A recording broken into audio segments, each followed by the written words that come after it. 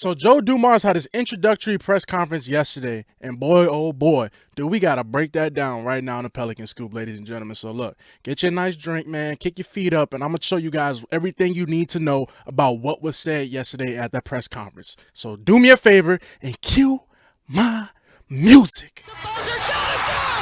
This is the Pelicans Scoop with Jordan Kitchens, breaking down everything under the sun about your New Orleans Pelicans. Smash that like button, leave a comment, and subscribe to stay on top of your Pels content. Now, running point, here's Jordan. What is good, YouTube? Welcome back to another edition of the Pelicans Scoop. I am your host with the most, Jordan Kitchens, and ladies and gentlemen, yesterday was the day. It was the day Joe Dumars finally spoke. I'm not really going to say like, oh, he was hiding or something, but the day had to come. And before I break down and show you these clips, I have 8 clips for you guys. I feel like these 8 are what are like the most important. It really could have been 9, but I don't want to make the video too long. This is supposed to be a dumbed down version. Not saying you guys are, I'm not saying that, but like a dumbed down version of all the fluff, all the wordplay and whatnot. So further and furthermost, before I get started, let me give you guys my thoughts real quick. I feel like Joe Dumars, it's hard to lose the press conference unless you go out there and just deliberately just be a David Griffin. I do like that Joe Dumars is kind of more of a breath of fresh air compared to how Griff was. Griff liked to go on these long worded soliloquies and using big words to try and throw you off. Griff would have been like, the cataclysmic idea of what's going on, it doesn't pertain to how the gods bring down favor upon us, because when you look at the data, we like to bring a lot of good guys togetherness of willinity, just big words like that. Just like, what are you talking about, Griff? We just asked you why everybody getting hurt, you telling me all this BS. But Joe Dumars, on the other hand, I felt like he gave a lot of not only just passion, but I feel like he gave, he's an older black man. Like, he's cut the BS. Let me just tell you what it is. And I do respect that. I do respect, his approach to it.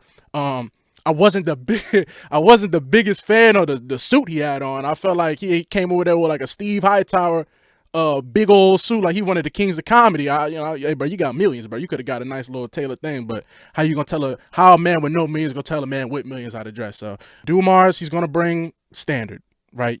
That's what you was expecting. He's gonna come in. I ain't gonna say he's gonna take a no BS approach to it, but a lot of the things he said was about building culture, about stacking days, doing the little things right to be better, right? It's been a lot of turmoil and just non-accountability. And Dumars is the complete opposite of David Griffin. David Griffin like to be one of those guys that like to sit there and puff hot air up and just be, oh, we got accountability. We going out for an NBA championship. We gonna do this and that and all that, blah, blah, blah. Dumars, on the other hand, it's like a little bit more stand back approach. You can tell he's been in the game for a long time. All right, you can't teach a pimp new tricks because a pimp that's been around the block too many times. So I definitely got those vibes from Joe Dumars. But furthermore, let me start off with the first clip, pretty much his introductory. I'll say this, and I say it with as much humility as possible, but there's just not a lot of places I would have left New York for. I enjoyed my job in New York. It was great. Loved it at the league office.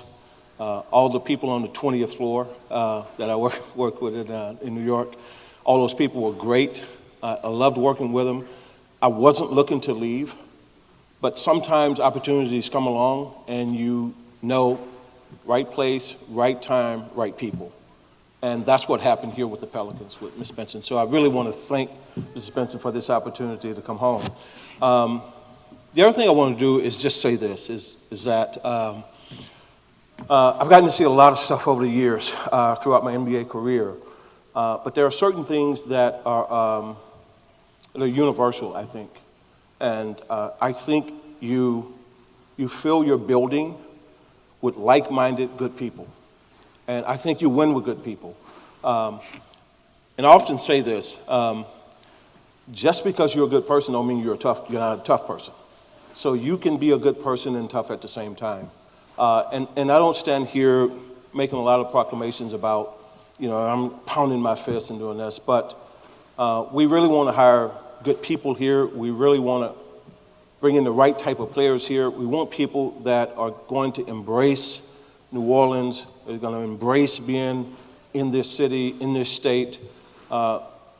if you don't know the fans of Louisiana, you may not get it. Like, you know, in my house in Michigan, you know, we got Saint stuff. And he's basically just talking about that he was happy in New York. Now, it was an opportunity to go back home and whatever. You know, he said it's going to take a lot for me to do that. You know, I love my job and all this. But what really just, I gonna say it rubbed me the wrong way, but I just don't like the fact he's like, you know, we're trying to bring in good people. We want to hire good people. All, you know, we want to bring them the best, like the good. Listen, man, I don't give a damn if you're a good person or not. If you can help me win basketball games, that's all that really matters to me. And I'm not sitting there saying you bring in serial killers and all this, but what you do outside of the job, as long as we're winning, I don't care. Like people, oh, I don't care what happened in Zion. I don't care what happened in Zion's personal life. I only care because these are the headlines that surround you because you're not playing. I already told y'all the Anthony Edwards thing. Like, bro, Anthony Edwards is still playing player basketball. They just swept that under the rug. This man got a kid. He said he doesn't want nothing to do with it. But nobody cares because Anthony Edwards gave me a 25, 8, and 7 in a playoff game against the Lakers. You know, Zion, on the other hand, you know. So I'm not really too sold about, you know, we want to bring in the good people. That's cool, but I'm just nitpicking. I'm not sitting there saying just because you said that it's a failure. I just don't really care if you're a good person or not. You know, if you can just show up, you work, you know, you get your work done, you sit there and improve the team. That's all I care about. All right. What you do outside of the job, have at it. You know, as long as you ain't doing nothing crazy, that does not concern me at all. So to continue on with that, he starts talking about building a culture and what needs to be done to start building a culture, a winning culture. So this is what he had to say real quick.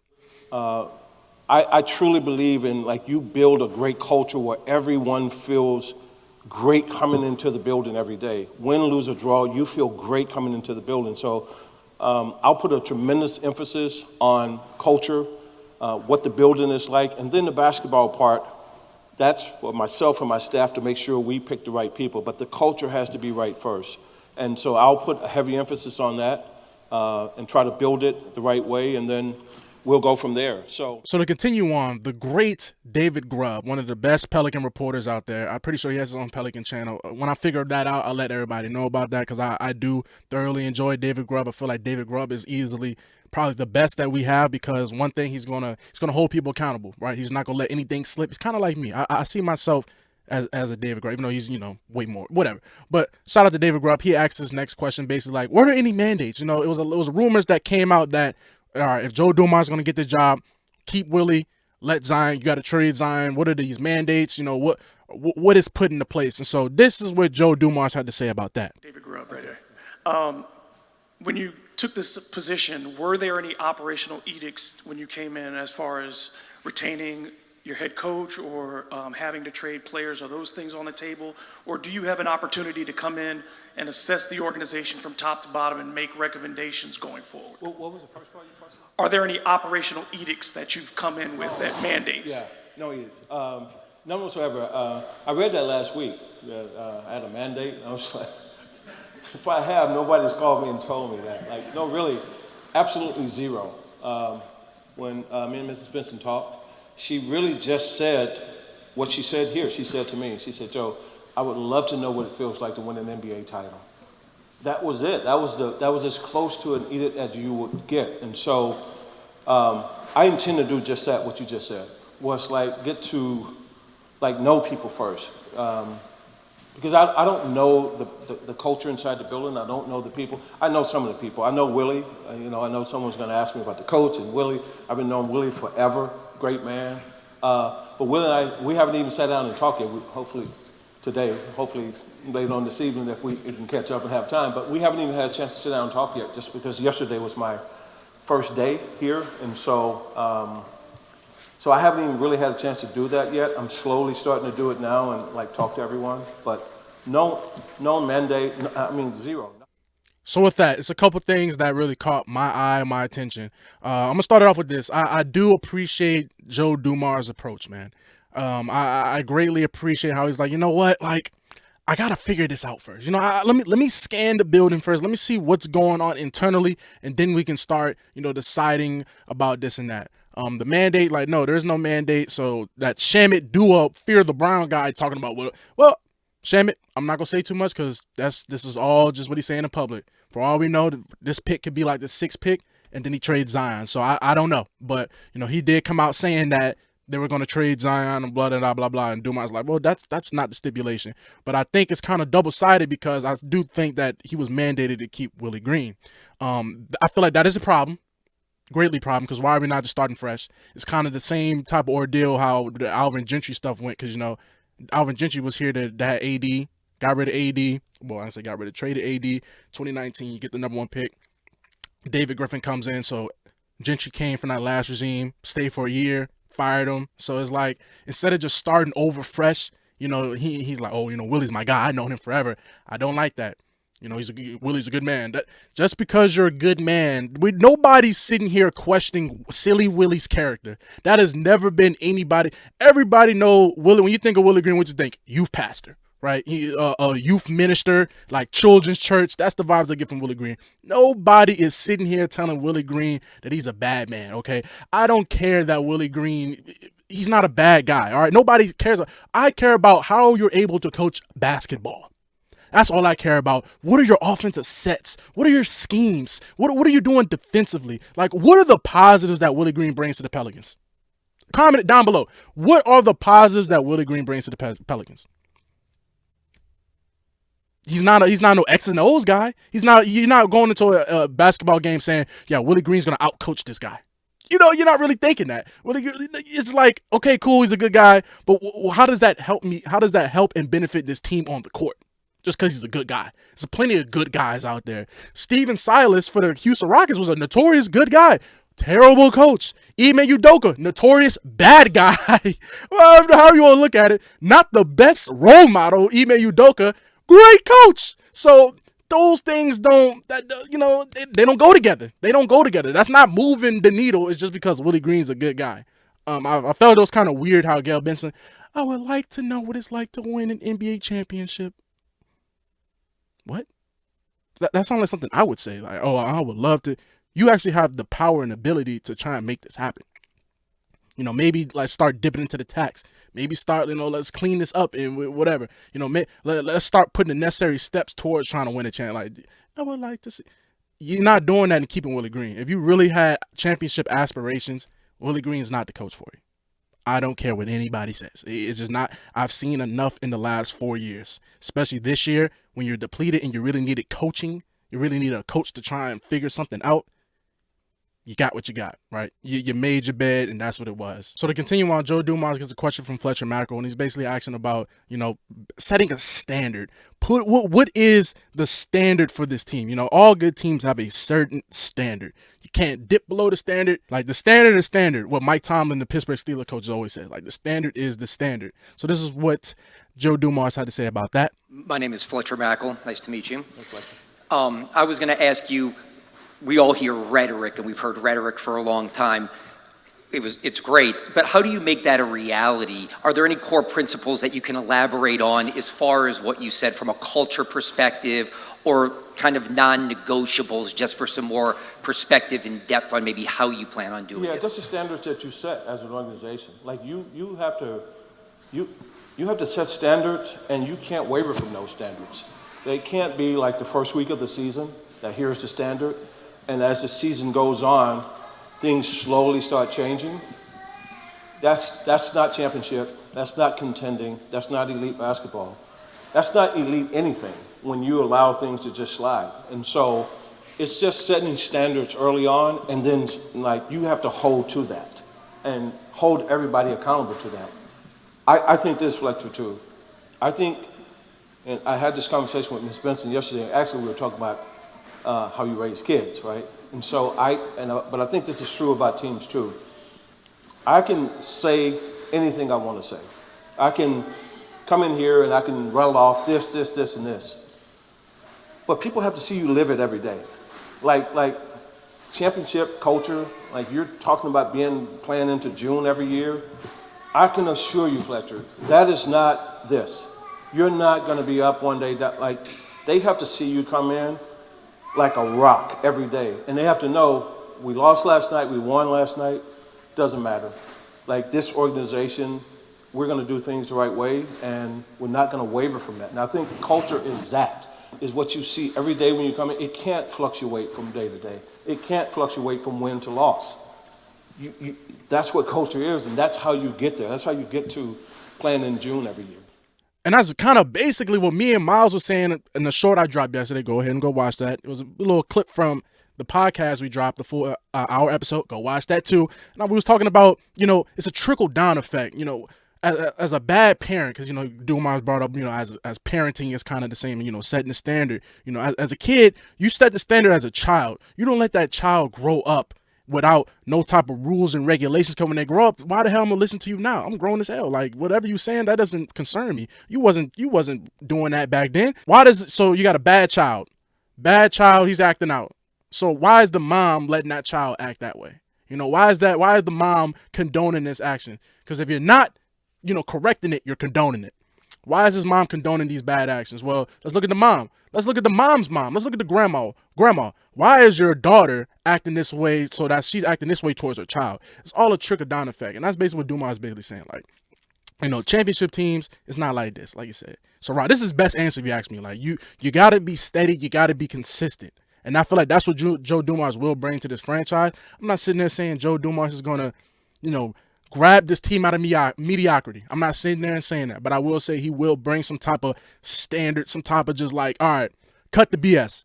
Zion, you got to get your you-know-what together, all right? Forget the fight club at the house. Forget you missing practice. You're skipping workouts. You're missing flights and all this. Forget all that, all right?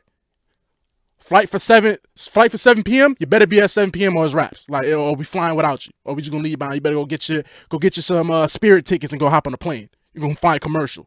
Other than that, we're not doing that. And I feel like Joe Dumars will sit there and bring that type of standard. And I think that is one of the main things you bring a Joe Dumars into the front office to clean that up. Because David Griffin, on the other hand, is a turnstable.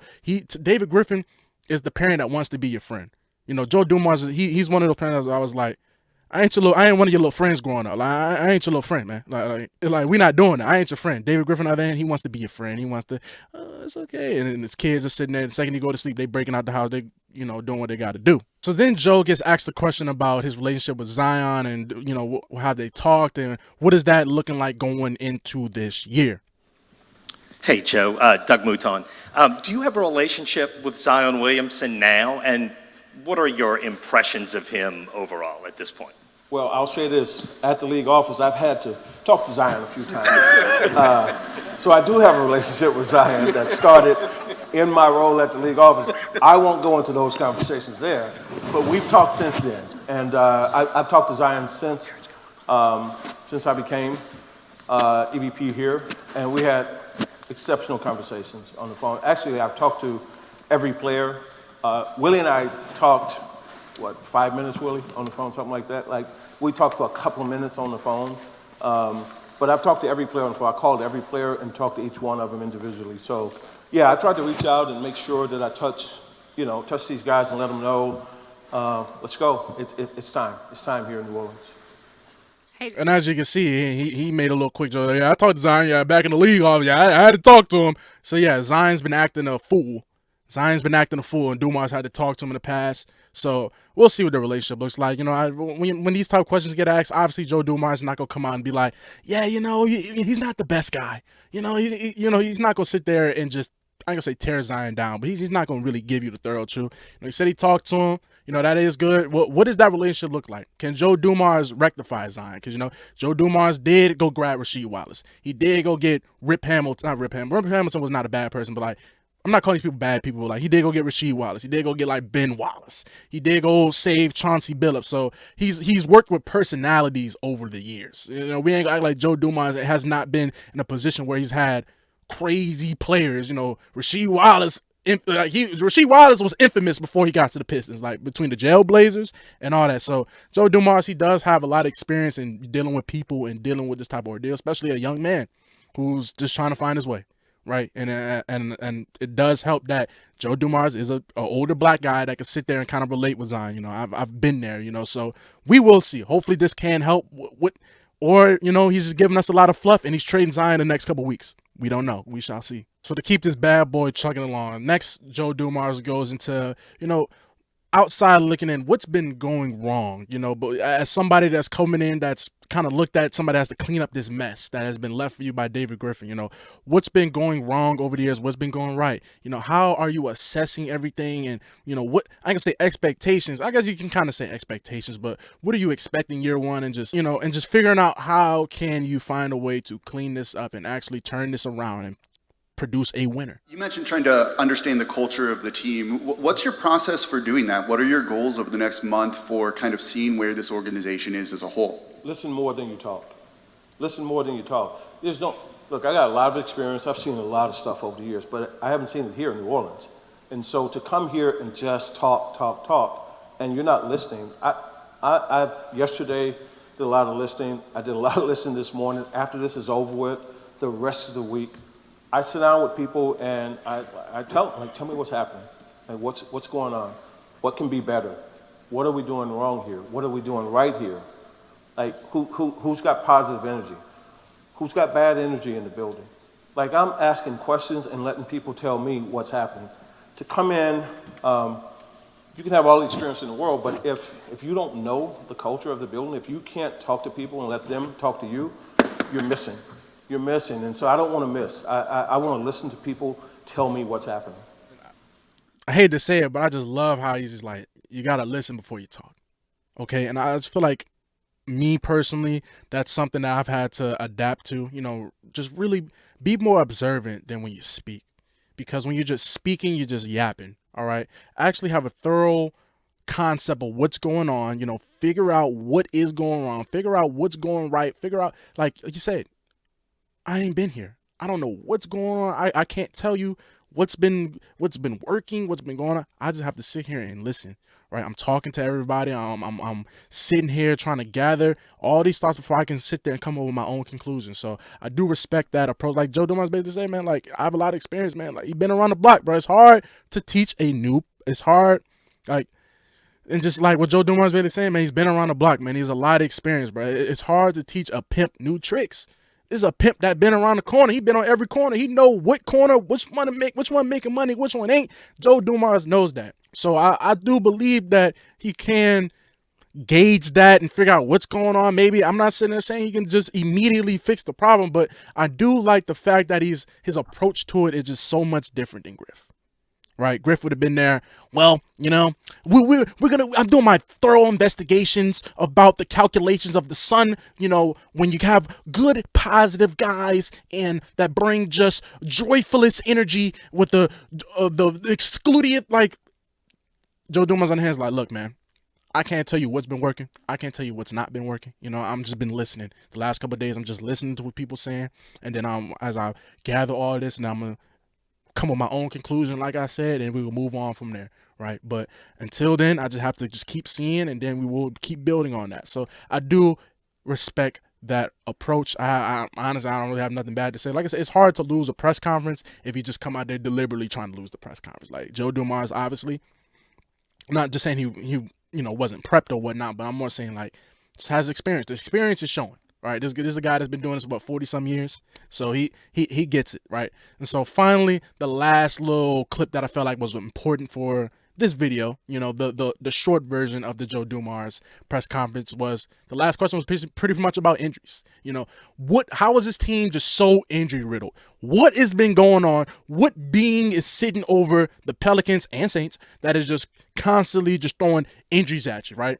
You go from you go from DeJounte to Herb, Trey, Zion, all these people, Jose, Brandon Boston Jr., everybody, right? So this is what Joe Dumars had to basically say about the injury bug. Well, I ain't gonna say it's a bug. The injury parasite that has found its way into this franchise that has just been latched on, sucking the life out of us the last 10 years, pretty much. I'll go a little bit further than just the last David Griffin era. In the center, Brett Martell with AP. In regards to the number of man games missed to injury this past season for this club, is that something that you want to analyze or address in any way, or do you think it was really just bad luck and there's only so much management can do? Find out what's happening. You see it from afar. I'm watching it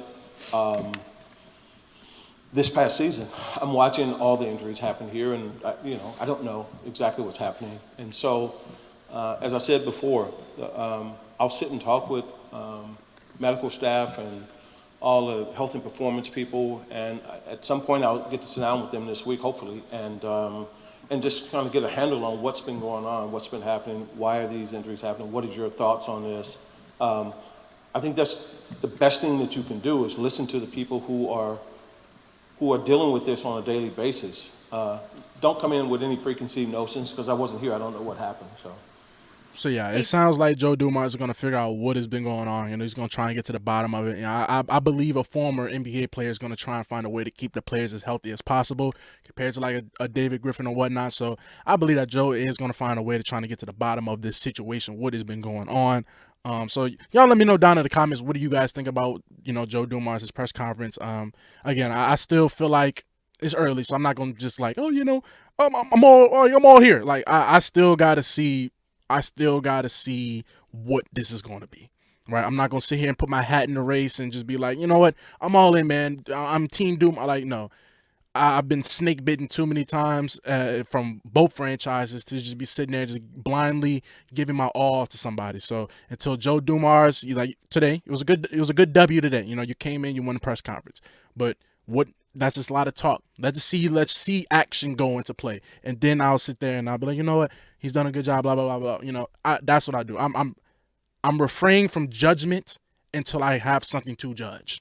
So we'll see what this draft looks like, or whatever the pick be, or you're going to make some type of offseason moves, which you're going to have to do. So we'll see. Until then, I have nothing to say about Joe Dumars, right? Like I said, I think his approach is needed. This team needs structure. This team needs I'm not saying an authoritative figure, but you need a strong rock. Every family needs a strong, patriotic figure in that family tree, if you want to say. Every family needs a strong male figure there to just settle things down. Hey, keep the main thing, keep everything focused. All right, and we have a job to do. All right, the standard is standard. All right, this ain't like I'm sitting there putting all these rules and I just be letting you run willy-nilly, then I want to give you some rules. No, there's rules from the jump. And you got to respect these rules because you live in my house. So that's the vibes I get from Joe Dumars. So I think that is needed. This franchise, especially a lot of these franchise players, need that in their lives a lot. So I think Joe Dumars can do that. So like I said, y'all let me know down in the comments, what do you guys think? Do you guys do you like me breaking it down like this, you know, having the clips ready to go? I've done it before for David Griffin, but that was really more of I'm grilling him. This is more about I'm trying to see where Joe Dumars' mind is at. So like I said, man, y'all drop a like, y'all subscribe, y'all do whatever you gotta do, man, because we're gonna keep giving you the best Pelicans content out there. Real thorough, real investigative, and look out. May 3rd, we should be filming another episode 2 of the podcast with me, Miles, and Keem. I already know you guys. I've been seeing a lot. I appreciate all the love and feedback. I'm going to be real. I didn't expect all that, okay? Like, that video got, like, over 250 views. Like, it was, like, 20-plus likes. So, I was not expecting y'all to show that much love. So, it shows that it's out there that y'all enjoyed it and y'all want more. So, that's what we're going to do. We're going to give you guys more of that. So, like I said, y'all comment down in the comments what y'all want to see for the offseason, man. It's about to get real dry out here, so I'm gonna try my best. So y'all just let me know what y'all want me to talk about. Y'all let me know what you're feeling about Joe Dumars. Let me know anything. What you eating for lunch? I don't care. Just let me know. And I've been your boy Jordan Kitchens, man, and I'm signing out. Peace. Peace.